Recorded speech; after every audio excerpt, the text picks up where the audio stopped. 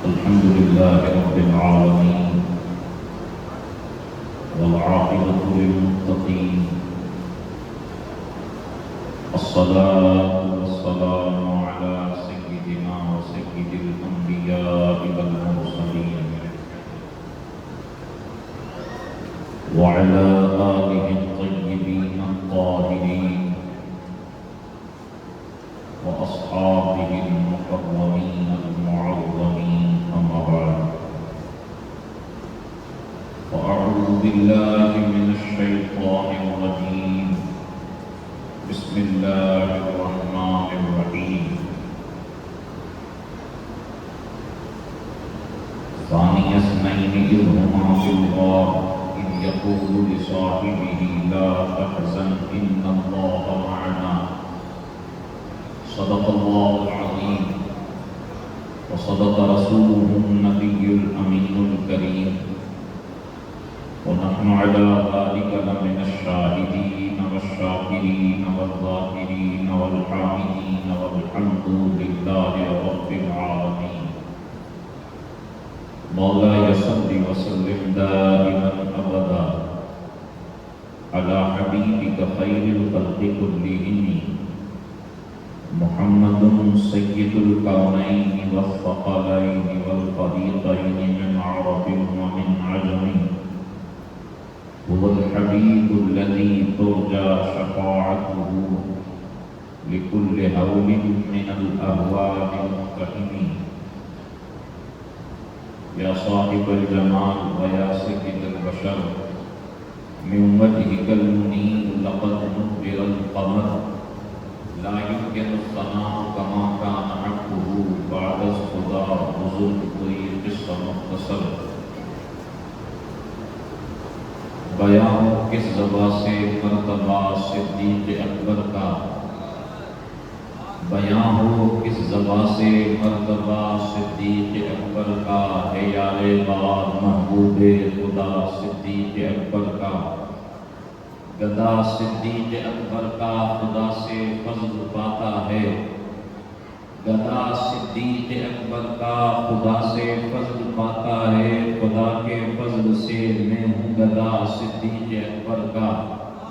خدا کے فضل سے میں ہوں گدا صدیق اکبر کا علی ہیں اس کے دشمن اور وہ دشمن علی کا ہے علی ہیں اس کے دشمن اور وہ دشمن علی کا ہے جو دشمن عقل کا دشمن ہوا صدیق اکبر کا جو دشمن عقل کا دشمن ہوا صدیق اکبر کا اور ایک ادائے نور کی تکبیر ہے حسین ایک ادائے نور کی تکبیر ہے حسین یعنی نبی کی روح بہو تصویر ہے حسین یعنی نبی کی روح بہو تصویر ہے حسین اور زخمی ہوا ہے جس سے ہر ایک ظلم کا جگر زخمی ہوا ہے جس سے ہر ایک ظلم کا جگر اسلام کے کمان کا وہ تیر ہے حسین اسلام کے کمان کا وہ تیر ہے حسین اور رٹتی ہے ساری دنیا وظیفہ حسین کا رٹتی ہے ساری دنیا وظیفہ حسین کا ثابت ہوا کہ آیے تطہیر ہے حسین ثابت ہوا کہ آیے تطہیر ہے حسین شاہ است حسین بادشاہ است حسین دین است حسین دین پناہ است حسین سرداد نداد دست در دست یزید حقا کے بنائے لا الہ است حسین آئیے کہتے سننے سے قبل میں اور مل کر آقا نامدار مدینے کے تاجدار دو عالم کے مالک و مختار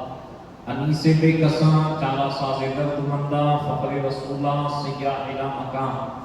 جناب احمد مجتبی محمد مصطفیٰ ارواحنا فدا صلی اللہ علیہ وآلہ وسلم کی بارگاہ ناز میں عقیدت و محبت کے ساتھ درود پاک کا ہدیہ نچھاور کریں اور پڑھیں بآواز بلند اللہم صل علی سیدنا محمد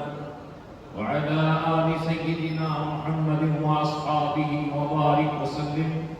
نبی اور آل نبی کی بارگاہ میں ایک مرتبہ اور ہدیہ درود پیش کریں، پڑھیں اللہم صل علی سیدنا محمد وعلی آل سیدنا محمد واصحابہ وبارک وسلم۔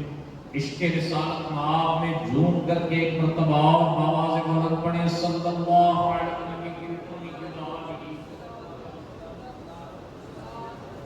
صلی اللہ علیہ وسلم صلاۃ و سلام علیک یا حبیبی یا سیدی یا رسول اللہ صلی اللہ تعالی علیہ وآلہ وسلم۔ گزشتہ شب محرم الحرام کی پہلی شب اور پہلی ذکر کی محفل کے اندر میں نے شان رسالت و نبوت کو بیان کر کے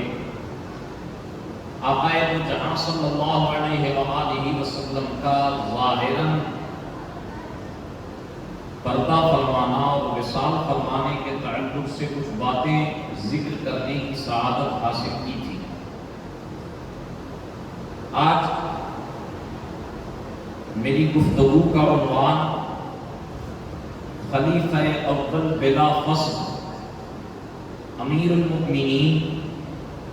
خلیفۃ المسلمین جناب حضرت سیدنا صدیق اکبر رضی اللہ تعالی عنہ کی ذات والا سے بات ہے۔ جناب حضرت صدیق اکبر وہ ذات ہیں کہ جن کی خلافت کے تعلق سے حضور نے اپنے ظاہر حیات کے اندر اشارتاً کنایتاً وضاحتاً ذکر فرما دیا تھا۔ جناب حضرت صدیق اکبر رضی اللہ تعالیٰ عنہ حضور کے ظاہری پردہ فرمانے کے بعد آقا و جہاں صلی اللہ علیہ وآلہ وسلم کے نائب، حضور کے جانشین، حضور کے خلیفہ اور حضور صلی اللہ تعالی علیہ وآلہ وسلم کی ساری امانتوں کے امین اور آقا علیہ الصلوۃ والسلام کے دی ہوئی ساری ذمہ داریوں کو پورا کرنے والے اور اسلام کے علم کو بلند کرنے والے اور امت مسلمہ کے حضور کے بعد سب سے بڑے حاکم اگر کوئی ٹھہرے ہیں وہ جناب حضرت سیدنا صدیق اکبر رضی اللہ تعالیٰ عنہ کی ذات ہے۔ جناب حضرت صدیق اکبر رضی اللہ تعالیٰ عنہ آپ کا مقام و مرتبہ کسی زبان کے اندر یہ طاقت نہیں ہے کہ مقام صدیق کما حقہ بیان کر سکے، اس لیے کہ جناب حضرت صدیق اکبر رضی اللہ تعالیٰ عنہ اس ذات کا نام ہے کہ تاریخ اسلام میں مردوں میں سب سے پہلے اگر کسی نے کلمہ پڑھ کر کے اسلام قبول کیا ہے وہ ذات جناب حضرت صدیق اکبر رضی اللہ تعالیٰ عنہ کی ہے۔ کون صدیق اکبر؟ جناب حضرت صدیق اکبر اس ذات کا نام ہے کہ حضرت صدیق اکبر رضی اللہ تعالیٰ عنہ کی نیکیوں کے تعلق سے ام المؤمنین جناب حضرت سیدہ عائشہ صدیقہ رضی اللہ تعالیٰ عنہ ایک مرتبہ حضور صلی اللہ تعالیٰ علیہ وآلہ وسلم کی بارگاہ میں سوال عرض کرتی ہیں، عرض گزار ہوتی ہیں، یا رسول اللہ صلی اللہ تعالیٰ علیہ وآلہ وسلم آسمان کے تاروں کے برابر بھی کسی کی نیکیاں ہو سکتی ہے؟ اب یہ صدیق باپ کی صدیقہ بیٹی جب حضور سے یہ سوال عرض کرتی ہے تو دل کے اندر تمنا یہ ہوتی ہے کہ ابھی سرکار میرے والد کا نام لیں گے کہ ابو بکر کی نیکیاں آسمان کے تاروں کے برابر ہیں، یعنی جناب حضرت عائشہ صدیقہ کی تمنا تو یہ تھی کہ سرکار میرے والد کا نام لیں گے، لیکن حضور صلی اللہ علیہ وآلہ وسلم کے لبہائے مبارکہ میں جنبش ہوئی، کونین کے والی صلی اللہ علیہ وآلہ وسلم نے فرمایا، ہاں عائشہ میرے غلاموں میں ایک بندہ ہے، میرے مصاحبوں میں، میرے صحابہ میں ایک صحابی ہے کہ جس کی نیکیاں آسمان کے تاروں کے برابر ہیں، اور اے عائشہ وہ کوئی اور نہیں، وہ میرا عمر ہے۔ جیسے ہی فاروق اعظم کا نام سنا، ام المؤمنین عائشہ صدیقہ حضور کی بارگاہ میں عرض گزار ہوتی ہیں، یا رسول اللہ صلی اللہ علیہ وآلہ وسلم، میری تو تمنا یہ تھی کہ آپ میرے والد ابو بکر کا نام لیں گے، میری تو جو ہے وہ آرزو یہ تھی، میں نے تو یہ سوچا تھا کہ آسمان کے تاروں کے برابر اگر کسی کی نیکیاں ہو سکتی ہے تو وہ ابو بکر صدیق کی ہو سکتی ہے، لیکن آپ نے عمر بن خطاب کا نام لیا تو سرکار پھر مسکرائے، مسکرا کر کے فرمایا عائشہ بات یہ ہے عمر کی عمر بھر کی نیکیوں کے برابر میرے ابو بکر کی فقط ہے۔ یہ جناب حضرت صدیق اکبر رضی اللہ تعالیٰ عنہ، جناب حضرت صدیق اکبر کے اسلام کے آغوش میں آنے کا واقعہ جو ہے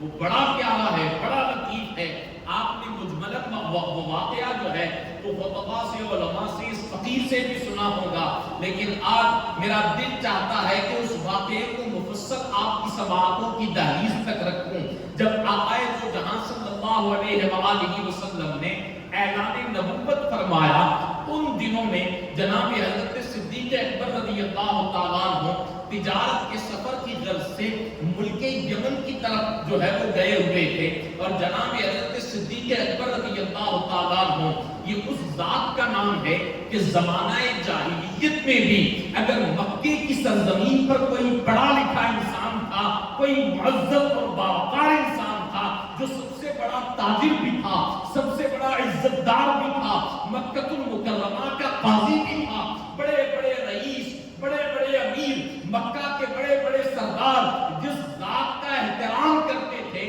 وہ ذات جناب حضرت صدیق اکبر رضی اللہ تعالیٰ عنہ کی تھی۔ اور جناب حضرت صدیق اکبر کی خصوصیتوں میں سے ایک خصوصیت یہ بھی ہے کہ جس طرح جناب بعض صحابہ ایسے گزرے ہیں کہ جنہوں نے اسلام کے آغوش میں آنے سے پہلے بھی کبھی کسی بت کے آگے اپنے سر کو جھکایا نہیں ہے، انہی صحابہ میں ایک نام جناب حضرت صدیق اکبر کا ہے کہ جناب حضرت صدیق اکبر رضی اللہ تعالیٰ عنہ نے اسلام کے آغوش میں آنے سے پہلے بھی، یعنی زمانہ جاہلیت کے اندر بھی کبھی اپنے سر کو کسی بت کے آگے جھکایا نہیں ہے۔ یہ جناب حضرت صدیق اکبر کا وہ خصوصی امتیاز ہے، اور جناب حضرت صدیق اکبر کی ایک انفرادی خاصیت یہ بھی ہے کہ اعلان نبوت سے پہلے بھی وہ حضور کے دوست رہے ہیں۔ آقا دو جہاں صلی اللہ علیہ وآلہ وسلم کے ساتھ ان کا اٹھنا بیٹھنا رہتا تھا،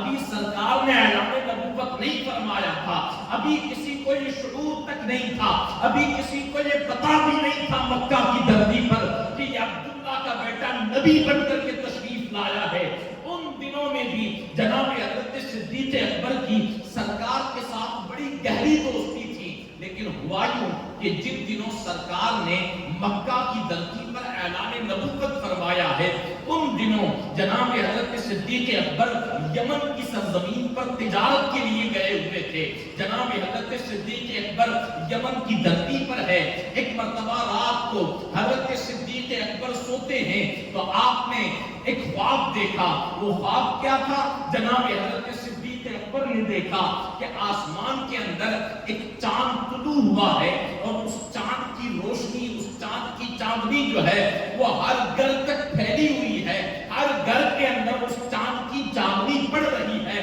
اور صدیق اکبر نے خواب دیکھا کہ تھوڑی دیر کیا ہوئی کہ وہ چاند آسمان سے نیچے کی جانب آ رہا ہے، اور قریب ہوتا ہے، اور قریب ہوتا ہے، اور قریب ہوتا ہے، حتیٰ کہ وہ چاند حضرت ابو بکر صدیق کی گود میں آ کر کے گرتا ہے۔ ابھی اتنا خواب حضرت ابو بکر صدیق نے دیکھا کیا تھا کہ آنکھ کھل گئی۔ جیسے ہی آنکھ کھلی، اب ظاہر سی بات ہے کہ وطن شہر مکہ تو تھا نہیں کہ پتا ہو کہ کون اس خواب کی تعبیر بتائے گا۔ سفر کے ایام تھے، تجارت کی غرض سے ملک یمن کے اندر تھے۔ حضرت صدیق اکبر جیسے ہی آنکھ کھلی، صبح ہوئی، تلاش کرتے ہیں، لوگوں سے پوچھتے ہیں یمن کی دھرتی پر کوئی ایسا بھی ہے جو خواب کی سچی سی تعبیر بیان کرے. جب لوگوں سے پتا کیا تو پتا چلا کہ یمن کی دھرتی پر ایک بہت بڑا راہب ہے کہ جو امانت دار بھی ہے,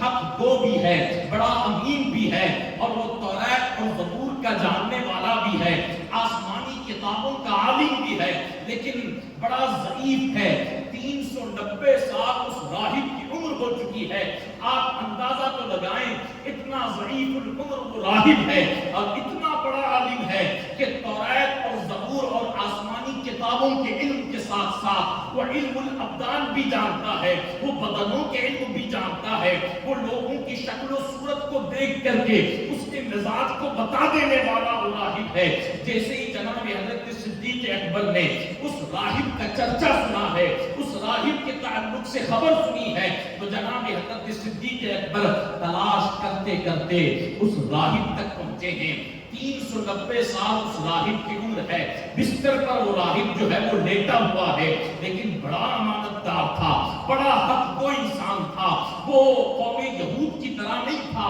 کہ اپنے فائدے کی بات بتائے اور اپنا فائدہ نہ ہو تو باتیں چھپا لے, توریت کی آیتوں کو رد و بدل کر دے. ایسا وہ راہب نہیں تھا, بڑا امانت دار تھا, بڑا دیانت دار تھا. جیسے ہی جناب حضرت صدیق اکبر اس کے پاس گئے ہیں اور جناب حضرت صدیق اکبر رضی اللہ تعالیٰ عنہ اس سے ملے ہیں, اور اس راہب کی نظر جیسے ہی ابو بکر صدیق کی پیشانی پر پڑی, اگرچہ وہ راہب ضعیف العمر تھا لیکن صدیق اکبر کے چہرے کو دیکھا ہے تو اپنے بستر پر کھڑا ہو کر کے بیٹھ گیا ہے. اور اس راہب نے ابھی ابو بکر صدیق اپنا تعارف کرائے اس سے پہلے وہ راہب پکار اٹھا, کہنے لگا, اے آنے والے تاجر, اے نوجوان, بتا تو شہر مکہ سے آیا ہے؟ حضرت صدیق اکبر کہتے ہیں, ہاں ہاں میں شہر مکہ کا رہنے والا ہوں. وہ راہب کہتا ہے, بتاؤ خاندان قریش سے تمہارا تعلق ہے؟ صدیق اکبر کہتے ہیں, ہاں میرا تعلق خاندان قریش سے ہے.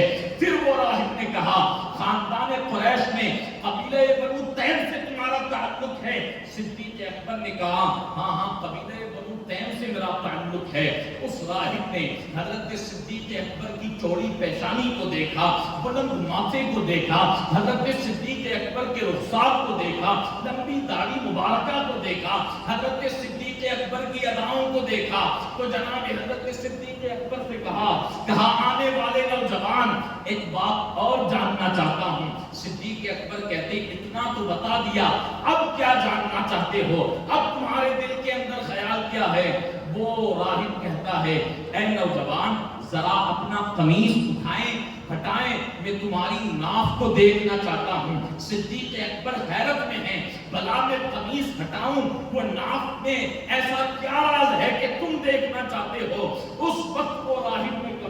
کہا, بات یہ ہے, میں نے تمہاری پیشانی کو دیکھا, میں نے تمہارے چہرے کو دیکھا, میں نے تمہاری داڑھی کو دیکھا, میں نے تمہاری اداؤں کو دیکھا, اور پھر میں نے قبیلے کو پوچھا, میں نے تمہارے خاندان کا پوچھا, میں نے تمہارے شہر کا پوچھا. جیسا جیسا میں بتاتا گیا ویسی ویسی تم تصدیق کرتے گئے. یہ ساری نشانیاں آسمانی کتابوں کے اندر نبی آخر الزمان کے پہلے خلیفے اور وزیر کی بتائی گئی ہے. وہ راہب کہتا ہے, یا تو میرا وجدان یہ ہے وہ نبی آخر الزمان کا دنیا کے اندر ظہور ہو گیا ہے, یا تو میرا وجدان یہ ہے کہ نبی آخر الزمان اس فرش گیدی پہ تشریف لانے والے ہیں. اور پھر اس راہب نے کہا کہ اے نوجوان, تیری یہ علامتیں, یہ تیرا چہرہ, یہ تیری پیشانی کی چمک, یہ تیری داڑھی, یہ تیری ادائیں بتا رہی ہے کہ تو کوئی اور نہیں, تو نبی آخر الزمان کا وزیر ہے, تو نبی کا پہلا خلیفہ ہے. اور آسمانی کتابوں میں نبی کے پہلے خلیفہ کی جو علامتیں بیان کی گئی ہے وہ ساری علامتیں میں نے دیکھ لی, لیکن ایک علامت جو آسمانی کتابوں میں لکھی ہوئی ہے اس کو دیکھنا چاہتا ہوں. اور راہب نے کہا, وہ علامت یہ ہے کہ آسمانی کتابوں میں لکھا ہوا ہے کہ جو نبی آخر الزمان کا پہلا خلیفہ ہوگا اس کی ناف کے نیچے تل ہوگا. اے آنے والے نوجوان, اپنے قمیص کو ہٹائیں, اے تاجر اپنا لباس ہٹائے. اگر تیرے ناف کے نیچے تل ہے تو اس آسمان کے نیچے, اس زمین کے اوپر میں رب العزت کی قسم کر کے کہتا ہوں کہ تجھے اللہ تبارک و تعالیٰ نے نبی آخر الزمان کا پہلا خلیفہ بنانا ہے، پہلا وزیر بنانا ہے۔ یہاں رک کر کے ذرا میں ان لوگوں سے پوچھنا چاہتا ہوں جو 1450 سال بعد واویلا کرتے ہیں کہ نہیں پہلے خلیفہ تو علی تھے، ارے وہ سیاہ کپڑے والے، وہ سیاہ دل والے کیا جانے جو 1450 سال بعد یہ کہتے ہیں کہ پہلے خلیفہ یہ تھے یا یہ تھے۔ ابھی نبی دنیا میں تشریف نہیں لائے تھے، اس سے پہلے اللہ نے آسمانی کتابوں کے اندر اپنے حبیب کے خلیفہ اول کا تذکرہ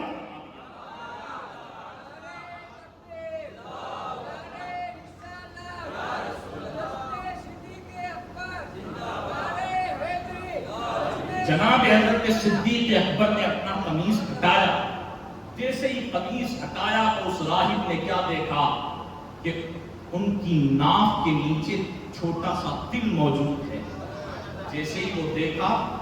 تو راہب نے کہا آنے والے نوجوان اب دیر نہیں کرنا، حق کو قبول کر لینا۔ کہا تجارت کو چھوڑو،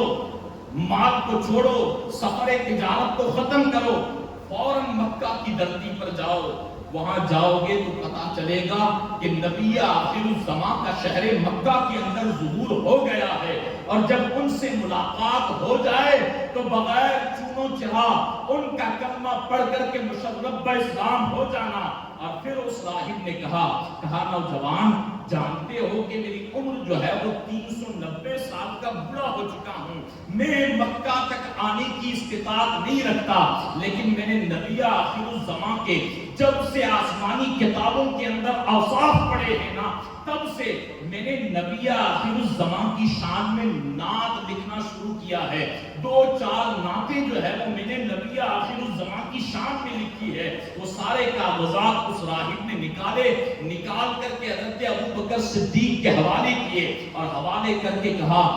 اے نوجوان جب شہر مکہ جاؤ اور تمہاری ملاقات نبی آخر الزمان سے ہو جائے نا، تو یہ میری لکھی ہوئی نعتیں جو ہے وہ نبی آخر الزمان کو دے دینا اور کلمہ پڑھ کر کے مسلمان ہو جانا۔ حضرت صدیق اکبر یمن سے تیزی کے ساتھ مکہ کا سفر کرتے ہیں۔ جیسے ہی مکہ کی دھرتی پر پہنچتے ہیں، ظاہر سی بات ہے وہ جہالت کا دور تھا، وہ گمراہی کا دور تھا۔ شہر مکہ کے اندر کوئی ڈکیتی کر رہا تھا، کوئی شرع راہ چلتی ہوئی دوشیزاؤں کی عزت لوٹ رہا تھا، کوئی چوری کے اندر مبتلا تھا، کوئی زناکاری کے اندر مبتلا تھا۔ جیسے ہی حضرت صدیق اکبر مکہ المکرمہ کے اندر داخل ہوئے، حضرت صدیق اکبر سوچ رہے تھے کہ یہاں تو ایسی بدحالی کا دورہ ہے، ایسے لوگوں کے اندر نبی کون ہو سکتا ہے، ایسے لوگوں کے اندر کوئی ہادی برحق کیسے ہو سکتا ہے۔ تھوڑی دیر ہوئی تو مکہ کے بڑے بڑے رئیس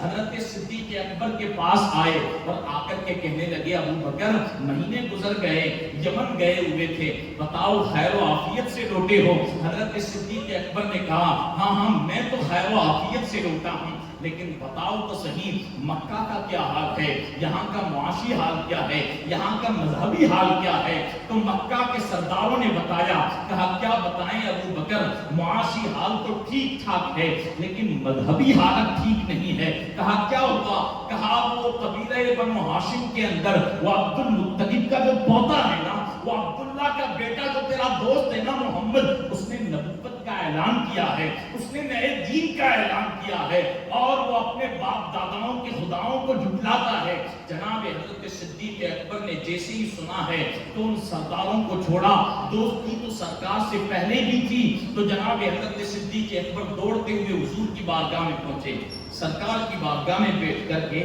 دوستانہ انداز کے اندر حضرت صدیق اکبر مسکراتے ہوئے پوچھتے ہیں سرکار سے، اے محمد کیا میں نے سچ سنا ہے کہ تم نے دین کا اعلان کیا ہے،